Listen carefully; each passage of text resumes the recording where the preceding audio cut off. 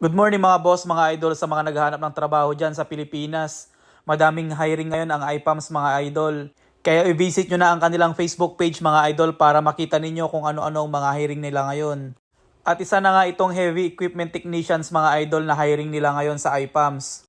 At pakibasa na lang maigi mga idol ang kanilang qualification sa trabahong ito mga idol. August 31, 2023 na ngayon mga idol.